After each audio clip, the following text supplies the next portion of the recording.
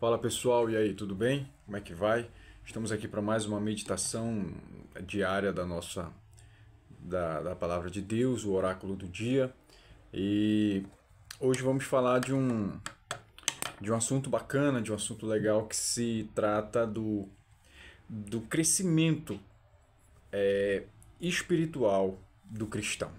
Existem coisas, disciplinas que precisam estar vivas e aplicáveis à nossa vida para que a gente possa não parar, para que a gente possa não estagnar. E o nosso crescimento depende dessas coisas. Por isso que eu digo que ser cristão é muito difícil. Ser crente é algo que exige tudo de nós. Não exige muito, não exige quase tudo, exige muito de nós, exige o nosso tudo. E se você não estiver disposto a entregar tudo a Deus, provavelmente você nunca vai viver o melhor de Deus na sua vida. Vamos ler um texto que está na segunda carta de Pedro, capítulo 1. Diz assim, a partir do verso 2: Que a graça e a paz lhes sejam multiplicadas no pleno conhecimento de Deus e de Jesus, nosso Senhor. Pelo poder de Deus nos foram concedidas todas as coisas que conduzem à vida e à piedade, pelo pleno conhecimento daquele que nos chamou para a sua própria glória e virtude. Por meio delas, ele nos concedeu as suas preciosas e muito grandes promessas, para que por elas vocês se tornem coparticipantes da natureza divina, tendo escapado da corrupção das paixões que há no mundo. Por causa disso, concentrando todos os seus esforços, acrescentem à fé que vocês têm a virtude, e a virtude o conhecimento, e ao conhecimento o domínio próprio, e ao domínio próprio a perseverança a piedade a fraternidade, e a fraternidade o amor, porque essas qualidades, estando presentes e aumentando cada vez mais, farão com que vocês não sejam inativos nem infrutíferos no pleno conhecimento do nosso Senhor Jesus Cristo. Pois aquele que não tem essas coisas é cego, vendo só o que está perto, e se esqueceu da purificação dos seus antigos pecados. Por isso, irmãos, procurem com empenho cada vez maior confirmar a vocação e a eleição de vocês, porque fazendo assim, vocês jamais tropeçarão. Pois desta maneira é que lhes será amplamente suprida a entrada no reino eterno de nosso Senhor e Salvador Jesus Cristo. Que texto, né? Que paulada, né? Esse texto, a Bíblia possui vários textos que nos fazem assim parar e ficar sentado, refletindo. O que eu estou fazendo na minha vida? Esse é um dos textos que nos sacode e nos faz pensar, caramba, como eu tô tão longe, tão desalinhado daquilo que o Senhor quer para mim, para minha vida. E esse é um dos textos que deve nos fazer querer mais de Deus. Esse é um dos textos que deve fazer com que ele deve brotar em nós uma indignação pessoal, uma indignação própria. Não é contra o mundo, contra a política, contra não sei, é contra mim. Esse texto fala de mim, da minha vida, da minha reação, do meu comportamento, das coisas que eu estou fazendo. E é sobre isso que eu queria trazer para vocês esse despertamento. Não dá para a gente ir ponto a ponto aqui, por conta da nossa breve reflexão, mas fica de dever para você meditar aí em 2 Pedro, capítulo 1, que foi o texto que nós lemos. A gente leu até o verso de número 11, mas você pode seguir. Esse capítulo 1, ele tem 21 versículos.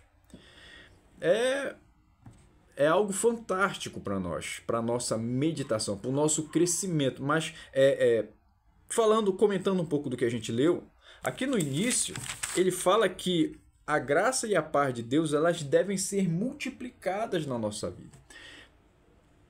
A graça e a paz de Deus, elas podem aumentar na nossa vida. Não sei se você já parou para pensar sobre isso, mas a graça pode aumentar, pode crescer, pode evoluir, ela pode aumentar cada vez mais na sua vida, na minha vida. Como isso acontece? Através do conhecimento, do pleno conhecimento de Deus e de Jesus. Então, como eu posso conhecer a Deus? Como eu posso mergulhar, me aprofundar nesse relacionamento, em conhecer mais a Deus? De muitas formas, mas para não ficar vago aqui, eu vou dizer duas. Primeiro, oração. Quanto tempo você gasta em oração, conversando com Deus, falando com Deus, criando vínculo com Deus? A oração, ela é essencial para isso. Nós dependemos de Deus para tudo. Como é que você não fala com alguém de quem você depende até para respirar? Então a oração, ela é um pilar fundamental na sua vida, no seu crescimento. E a segunda coisa é a meditação das Sagradas Escrituras.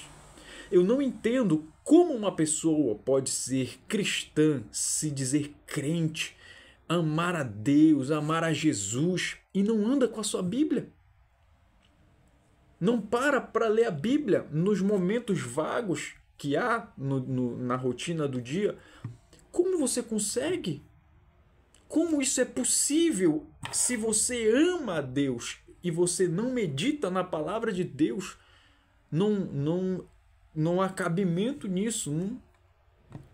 Essas duas coisas farão você crescer no conhecimento de Deus, no seu relacionamento com Deus. E crescendo esse relacionamento, a graça e a paz do Senhor, elas crescem na sua vida. Então aqui, a partir disso, eu vou pular para as virtudes, para as qualidades que precisam estar presentes na minha vida, na sua vida. Se eu sou crente, se você é crente, isso tem que estar na sua. Não é algo que talvez, não é uma sugestão que fica a seu critério. Não, irmão, se você é crente, isso tem que estar na sua vida. Ou então você não é crente. É simples assim. Ou é ou não é. Então, aqui ele começa falando, a partir do verso de número 5. Mas antes, olha só uma coisa aqui que eu não comentei, eu vou ter que falar sobre isso. Verso 3, ele diz o seguinte: pelo poder de Deus nos foram concedidas todas as coisas que conduzem à vida e à piedade, pelo pleno conhecimento daquele que nos chamou para a sua própria glória e virtude. Cara, tem muita coisa aqui pra gente falar. Mas assim, Deus, ele já proporcionou a mim e a você tudo o que nós precisamos para ter uma vida santa e piedosa. Não, tem pessoas que ficam esperando, talvez quando acontecer tal coisa, eu vou ser mais crente, eu vou ser mais santo, eu vou ser mais ativo na obra de Deus. Não vai chegar, não vai acontecer, já aconteceu. Você já tem tudo o que você precisa para ser o melhor crente possível. O crente mais fervoroso, mais ativo, mais atuante na sua igreja. Você já tem tudo.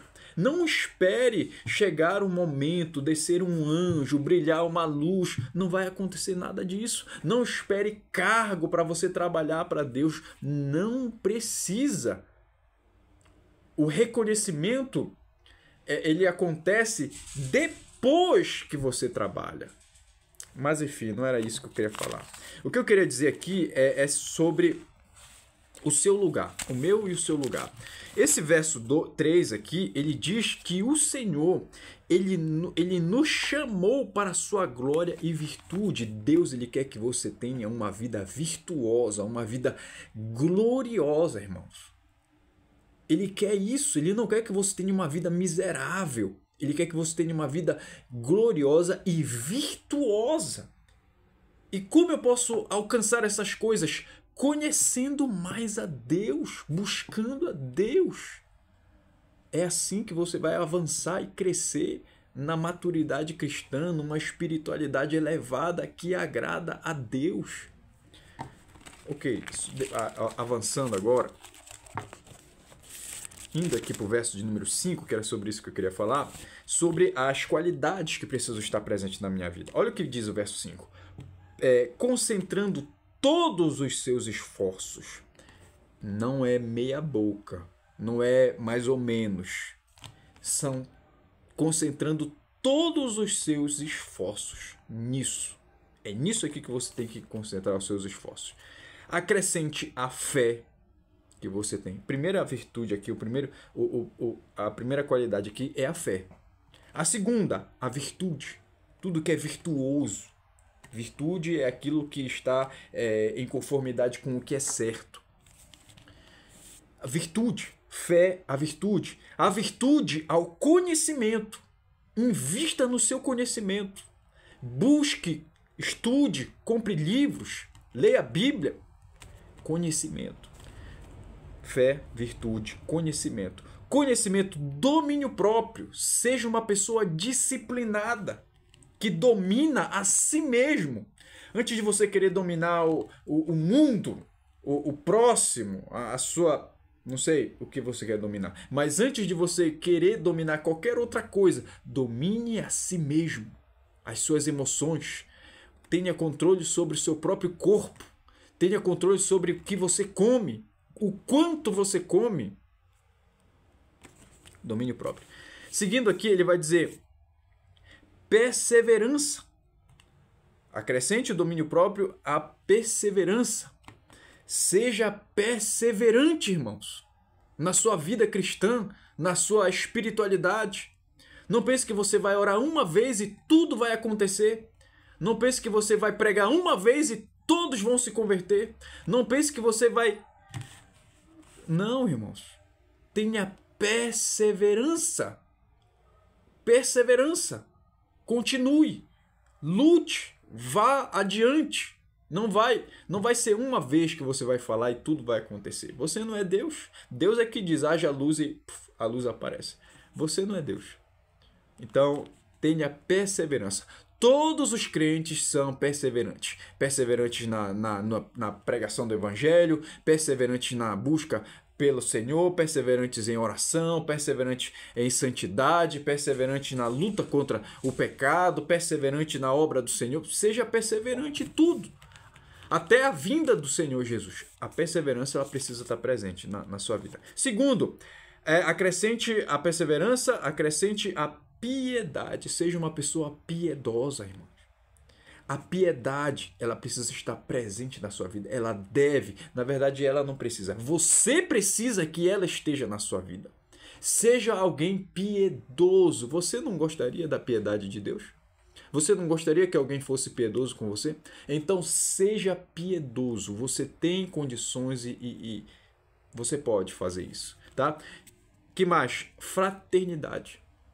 Fraternidade. Tenha esse espírito fraterno. Olhe as pessoas como irmão, como irmãs. Fazendo assim, você vai mudar a sua visão. Não é só você que é filho de Deus. O seu próximo também é filho de Deus. Por que nós chamamos as pessoas de irmãos? Por conta do mesmo Pai, não é? Então Deus não é Pai só seu. Deus não vai fazer tudo só para você. É só você que existe, né? Tudo gira em torno de você. Tudo é para ti. Não, irmãos. Existem muitos outros irmãos.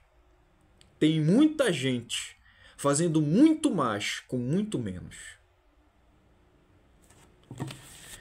Tenha esse sentimento fraterno. E Em seguida aqui ele fala sobre o amor. Por último ele fala sobre o amor, que Paulo vai dizer, né, que é o vínculo da perfeição. Então o amor é para pessoas maduras. É para pessoas maduras, que entendem o valor e a preciosidade que há nisso. Então, olha só, ele diz aqui no verso de número 8, porque essas qualidades estando presentes e aumentando cada vez mais farão com que vocês não sejam inativos e nem infrutíferos. Duas coisas que estão presentes na vida de quase todos os cristãos é a inatividade e a infrutividade. O cara é inútil, um crente inútil. Isso não devia existir, irmão. Como que você é um crente inútil? Não faz nada no reino de Deus. Não faz nada para Deus. Não faz nada na igreja. Não faz nada no mundo. De uma maneira espiritual, né? Como membro do corpo. Como é isso? Olhe para o seu próprio corpo. Tudo que há no seu corpo é útil. Foi feito para uma finalidade. Tem função. E você, como membro do corpo de Cristo, também tem função. Você não pode estar inútil ali, parado, como se tivesse morto. Não, você veio para a vida. Você está vivo agora. Entende isso? Então você não pode ser inútil e nem infrutífero. E se você estiver numa situação de inutilidade e sendo infrutífero, é porque essas qualidades não estão presentes na sua vida. E isso é muito forte, isso é muito poderoso. Mas indo para o final aqui, verso de número 9. Pois aquele que não tem essas coisas é cego, vendo só o que está perto e se esqueceu da purificação dos seus antigos pecados. Olha só isso. O cara que não tem essas qualidades, ele é cego. Ele é cego. Não consegue ver além do que está na sua frente. E isso não pode acontecer com os cristãos. Não pode acontecer contigo isso.